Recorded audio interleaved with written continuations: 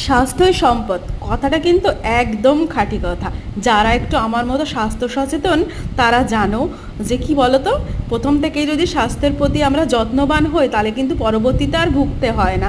তো আমার মানে স্বাস্থ্য সচেতনা বলো, কোনো হেলথ টিপস বলো, তার মধ্যে কিন্তু কিছু ড্রিঙ্কস আছে। আর এই ড্রিঙ্কসটা না আমি দীর্ঘদিন ধরে আমার খাওয়া হয় না। তো কিছু কিছু প্রবলেম হচ্ছিল স্কিনের, তারপরে পেটের।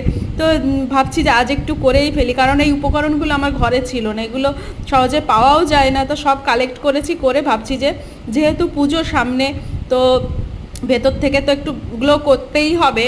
আর যেহেতু আমি পার্লার যেতে একদম ভালোবাসি না, তো এই ড্রিঙ্কসটা কিন্তু খুবই সুন্দর, পেটের পক্ষেও ভালো, স্কিনের পক্ষেও ভালো। তো তোমরা খেতে পারো ইচ্ছা করলে। আর আমি তো খাই, সপ্তাহে অন্তত দুদিন। আমি আগে খেতাম, দেখো খেতে কিন্তু একটু খারাপ, আর দেখবে টেস্টি জিনিসে কিন্তু গুণ কম, যেগুলো খেতে ভালো না সেইগুলো কিন্তু স্বাস্থ্যসম্মত।